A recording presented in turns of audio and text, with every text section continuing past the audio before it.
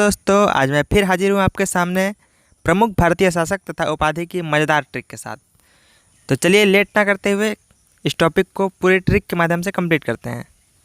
तो पहला सवाल है कि बिंदुसार को किसकी उपाधि मिली थी। तो बिंदुसार को मिली है अमित्रघात की उपाधि। तो चलिए इसे ट्रिक से रिलेट करते हैं। तो बिंदुसार यानी कि रिलेट कीजिए कि कोई बिंदु नाम की एक लड़की है जिसके लिए आपके दोस्त ने आपके साथ छल किया या घात किया, यानी कि बिंदु नाम की लड़की के लिए आपके मित्र ने आपके साथ घात किया, यानी बिंदुसार का अमित्रघात।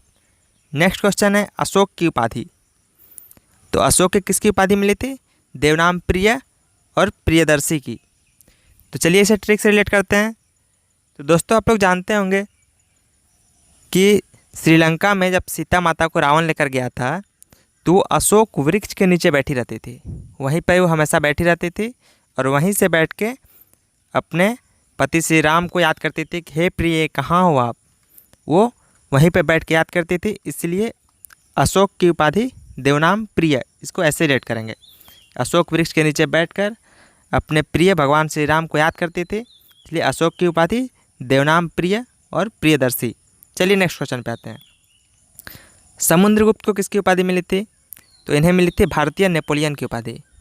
तो समुद्रगुप्त, आप लोगों को पता होगा कि नेपाल जो है वो भारत से सटा हुआ है, बिल्कुल बगल में ही है। तो इसे ऐसे रिलेट करते हैं कि कोई व्यक्ति समुद्र के रास्ते से नेपाल से भारत आ गया, कोई व्यक्ति नेपाल से समुद्र के मार्ग से भारत आ गया। तो लोग जब पूछे कौन है ये, तो किसी को पता नहीं था। तो लोगों ने क्या कहा कि समुद्र से आया हुआ है, ये समुद्रगुप्त है। तो लोग उसे समुद्रगुप्त के नाम से जानने लगे और फिर जब वो कुछ दिन भारत में रह गया तो लोग उसे भारतीय नेपोलियन कहने लगे, यानी नेपाल का व्यक्ति है, भारत में रहने लगा, इसलिए भारतीय नेपोलियन। दोस्तों, इसका रियलिटी से कोई मतलब नहीं है, ये बस याद कराने के लिए है। इससे आपके भावनाओं को ठेस नहीं पहुंचना चाहिए। चलिए नेक्स्ट क्वेश्चन पे आते हैं। चंद्रगुप्त प्रथम की उपाधि। तो चंद्रगुप्त प्रथम को किसकी उपाधि मिली थी? महाराजा धीराज की। तो चंद्रगुप्त प्रथम यानी कि इसे ऐसे रिलेट करते हैं कि कोई व्यक्ति चंद्रमा से पहली बार आया था, यानी हम लोग सूर्य भगवान चंद्रमा भगवान बोलते हैं। तो कोई व्यक्ति चंद्रमा से पहला बार आया था, चंद्रगुप्त प्रथम यानी कि चंद्रमा से पहला बार आया। तो लोगों ने क्या कहा, इसे महाराज कहा कि ये व्यक्ति चंद्रमा से आया है, यानी ये हमारा महाराज है, इसीलिए चंद्रगुप्त प्रथम की उपाधि महाराजा धीराज। चलिए नेक्स्ट क्वेश्चन पे आते हैं। अब आते हैं चंद्रगुप्त द्वितीय। पहला तो हो गया, पहला जो आया लोग उसे महाराजा धीराज कहें, महाराज कहें। दूसरा बार जब आया तो चंद्रगुप्त द्वितीय, लोग क्या कहें, देखिए महीना में दो होता है, एक शक संवत एक विक्रम संवत। तो जो दूसरा चंद्रगुप्त चंद्रमा से जो दूसरा व्यक्ति आया उसे लोग कहने लगे कि ये विक्रम संवत में आया है, इसलिए उसे उपाधि किसकी मिली? विक्रमादित्य। इसे ऐसे रिलेट करते हैं। तो चंद्रगुप्त द्वितीय की उपाधि विक्रमादित्य। चलिए नेक्स्ट क्वेश्चन पे आते हैं। हर्षवर्धन की उपाधि। तो हर्षवर्धन को किसकी उपाधि मिली थी? शिलादित्य की। चलिए इसे रिलेट करते हैं। हर्षवर्धन यानी कि हंस का वध, हर्षवर्धन यानी कि हंस का वध।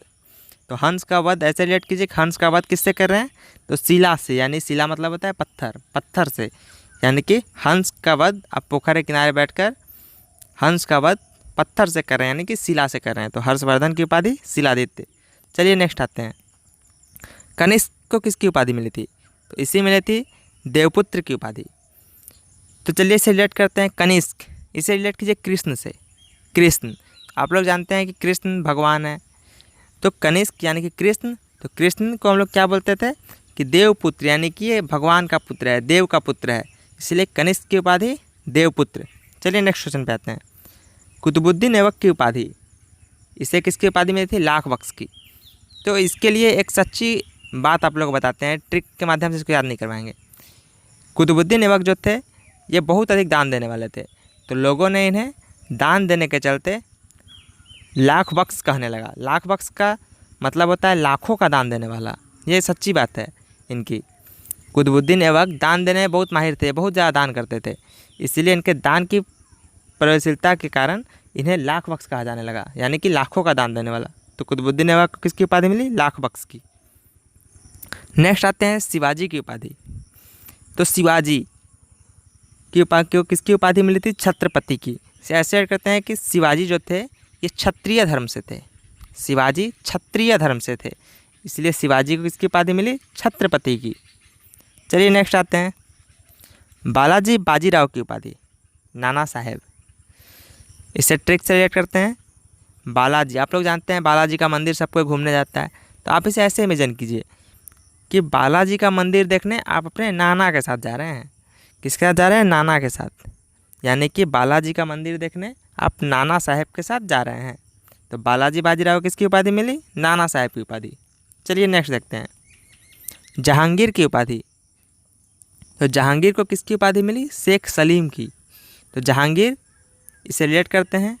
तो जहांगीर यानी कोई व्यक्ति कह रहा है कि कोई है जो इस जहां में गिरा दे मुझे।